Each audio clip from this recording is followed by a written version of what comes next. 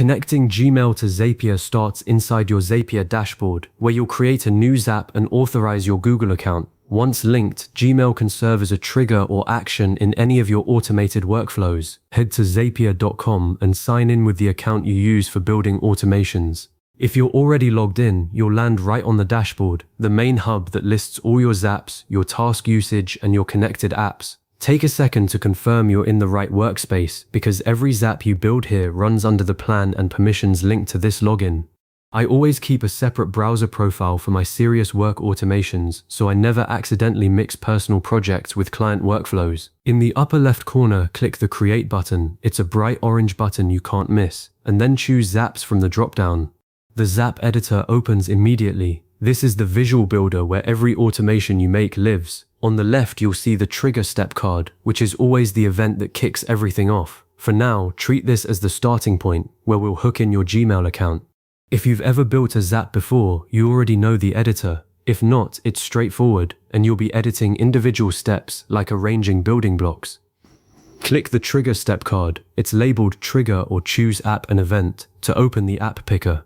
Inside the search bar, type Gmail. Zapier filters the list instantly and shows Gmail with its red and white envelope icon. Select it. Now you'll see a drop-down where you'd normally pick a trigger event, like New Email, but we're focusing purely on the connection, so don't worry about that yet. Right below that drop-down, you'll see a Sign In or Connect a New Account button. That's the doorway to linking your Gmail. Because Gmail can be both a trigger and an action in Zapier, the account connection step is shared across all Zaps. You only need to authorize it once and it appears available everywhere. Click Sign In or Connect a New Account.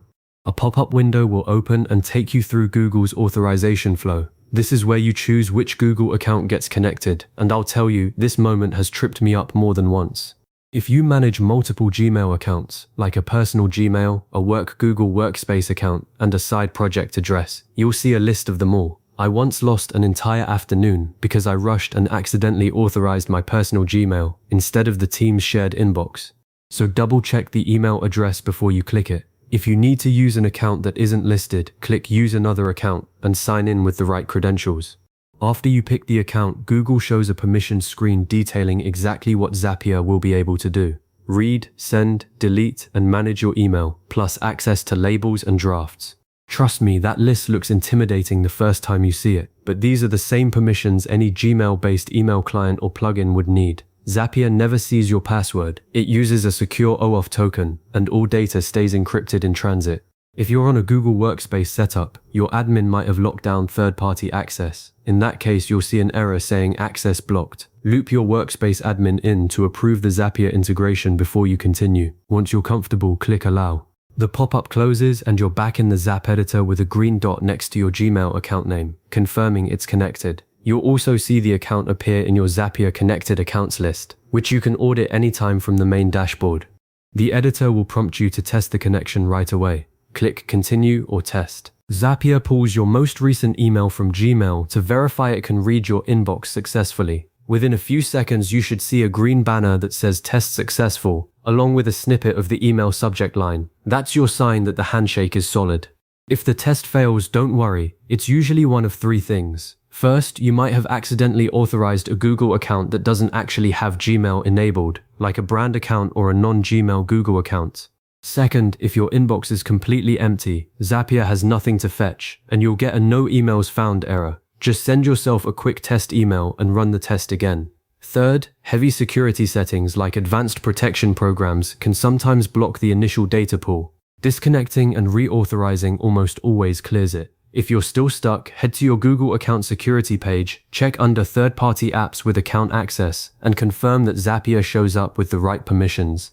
With the connection verified, you can now actually decide what your Gmail will do. Click into the Trigger Event dropdown and pick something specific. New Email is the simplest and works for most automations. Want to trigger only on starred messages or emails landing in a particular label?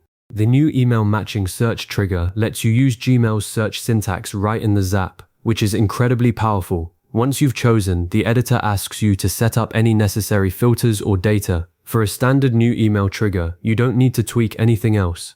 Now it's time to give your Zap a descriptive name. Click the title up top, which probably just says Untitled Zap, and change it to something you'll recognize months from now, like save Gmail attachments to Google Drive, or get Slack alerts for new customer emails. I also recommend dropping it into a folder. At the bottom of the left sidebar, click Add to Folder and either pick an existing one or create one named after the department or purpose, like Support or Operations. This small effort pays off when you're managing more than a handful of zaps. Finally, add any subsequent action steps, like saving attachments, creating a Trello card, or logging to a spreadsheet, and then click Publish. Once published, toggle the Zap on. Zapier will immediately start watching your Gmail for the trigger event you configured. After it's on, I always send a test email manually and watch the Zap history to confirm the whole chain fires. If something misses, the built-in task history shows you exactly which steps stalled and why.